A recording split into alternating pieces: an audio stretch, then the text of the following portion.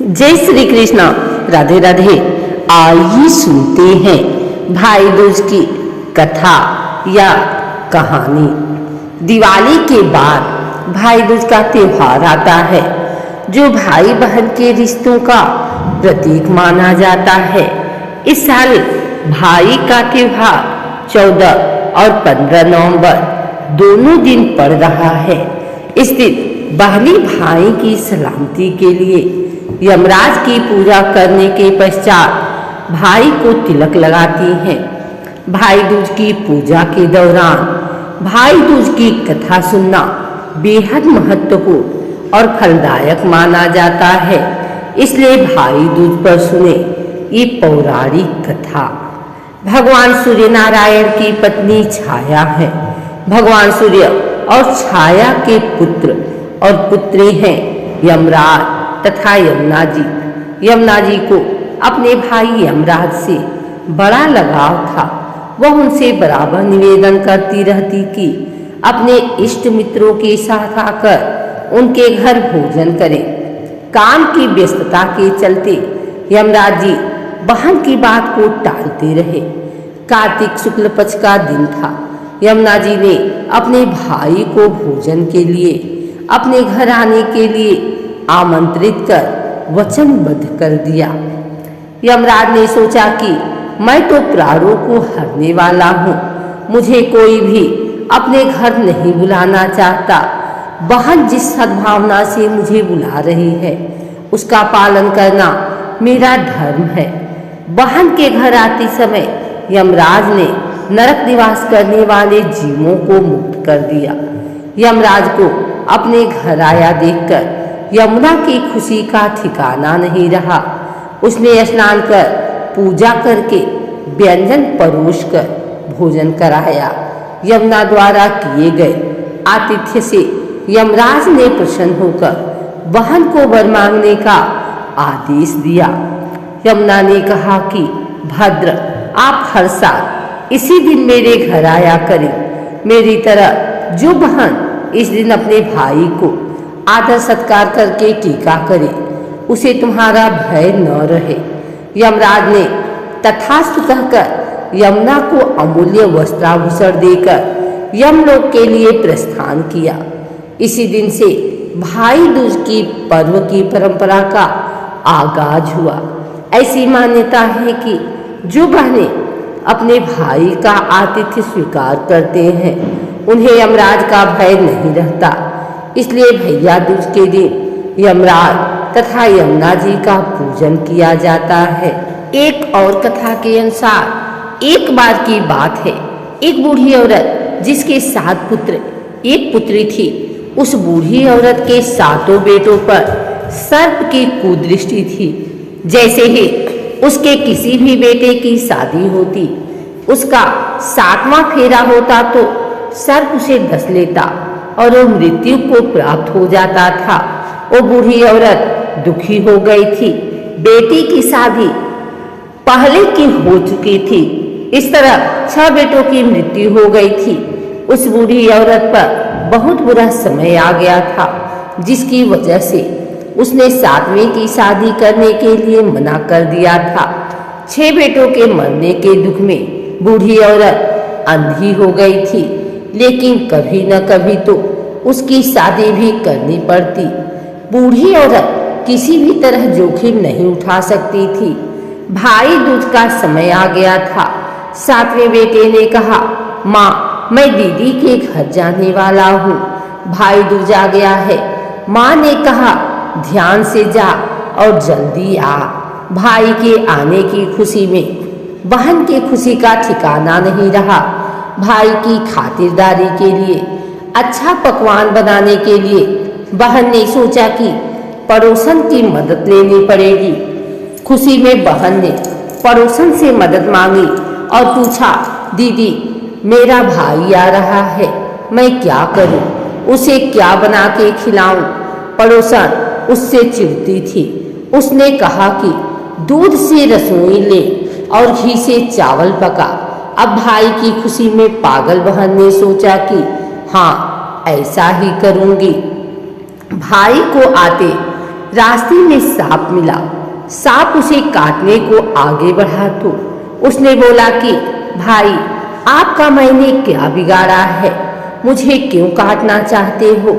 सांप ने कहा कि मैं तुम्हारा काल हूँ और तुम्हें यमराज के पास पहुँचाने के लिए आया हूँ।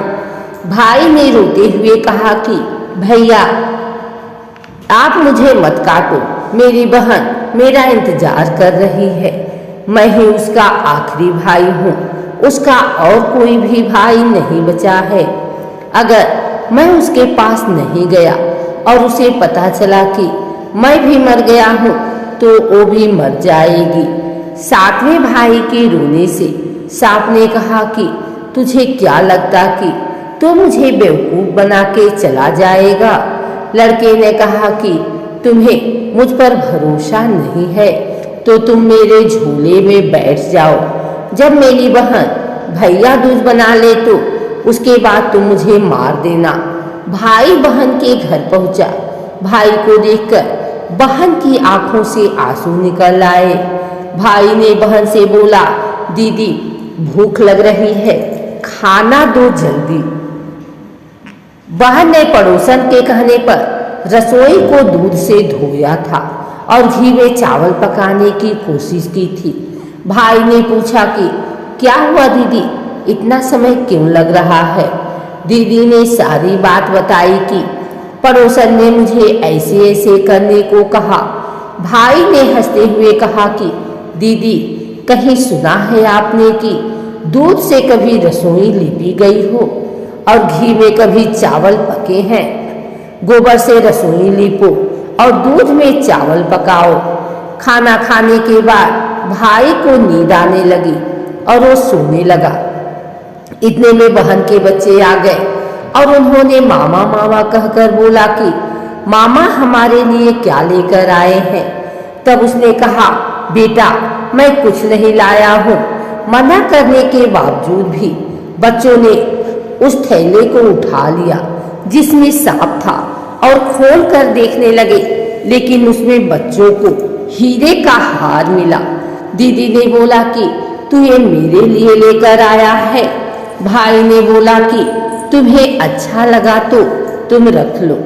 अगले दिन भाई ने बहन से अपने घर जाने की इजाजत मांगी। बहन ने अपने भाई के लिए लड्डू बना के रखे थे। बहन ने लड्डू भाई को दिए। भाई ने बहन से अलविदा लिया और अगले चल दिया। थोड़ी दूर जाकर थक कर एक पेड़ के नीचे सोने लगा। इधर बहन के बच्चों ने कहा, माँ खाना दो, भूख लगी है। उनकी माँ ने कहा कि अभी खाना नहीं बना है, समय लगेगा।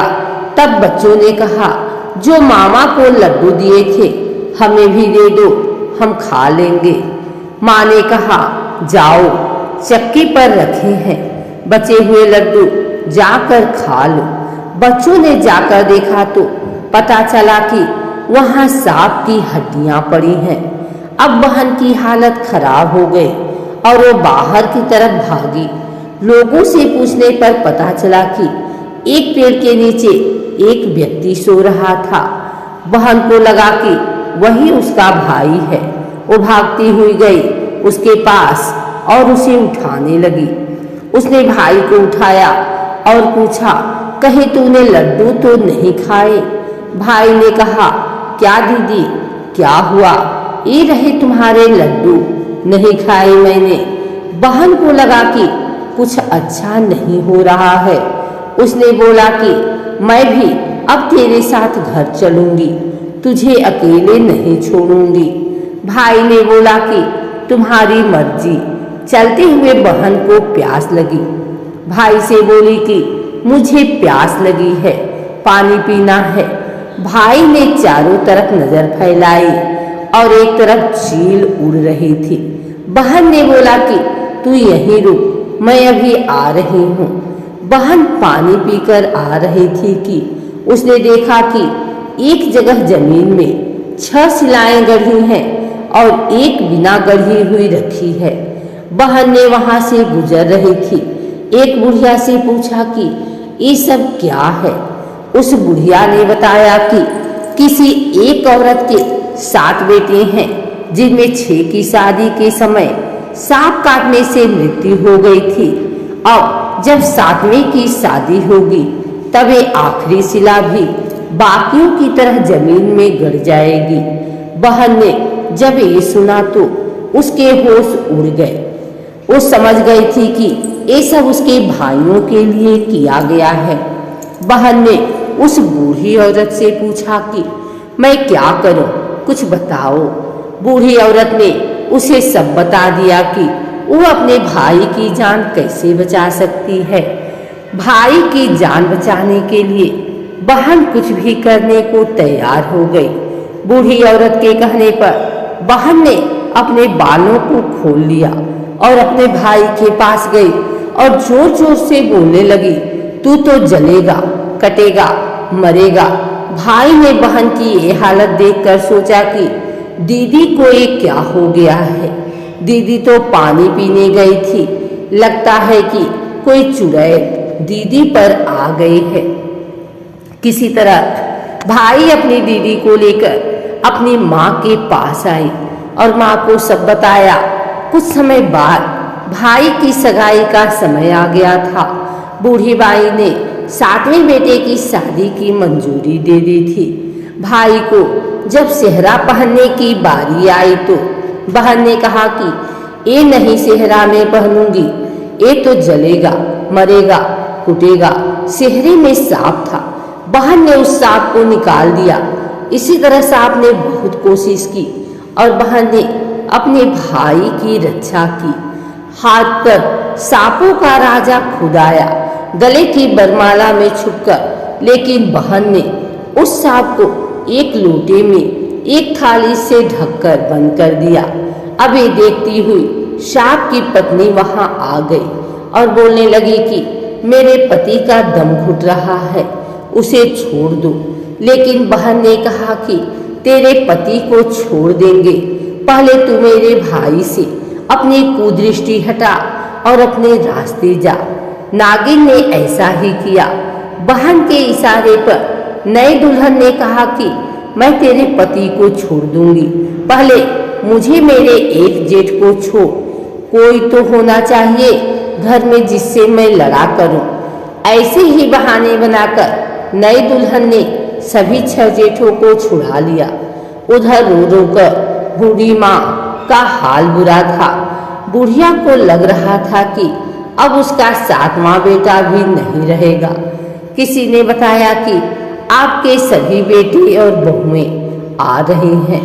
अब माँ के आंखों से आंसू आने लगे और खुशी में भगवान से कहा कि अगर ये सच है तो मेरी आंखें ठीक हो जाएं और मेरे सीने से दूध की धार बहने लगे। बूढ़ी औरत के साथ ऐसा ही हुआ जैसा उसने भगवान से बोला था। अपने बच्चों को देखकर वो बहुत खुश हुई। बूढ़ी औरत को अपनी बेटी की शक्ति और बेटी का अपने भाइयों से प्यार देखकर उसके आंसू आ गए। सभी अपनी बहन को ढूंढने लगे, लेकिन देखा कि वो तो भूसे की कोठरी में सो रही थी। उठने के बाद वो अपने घर को चली। फिर उसके साथ लक्ष्मी माँ भी जाने लगी। बूढ़ी माँ ने कहा कि बेटी पीछे मुड़कर देख, क्या सारी लक्ष्मी अपने साथ ही ले जाएगी। बहन ने पीछे मुड़कर देखा और हंसते हुए कहा, जो भी कुछ माँ ने अपने हाथों से दिया वह मेरे साथ चल और बाकी बचा हुआ मेरे भाई भाभी के साथ रुक जाए। बहन ने अपने भाई भाभी की जिंदगी संवार दी।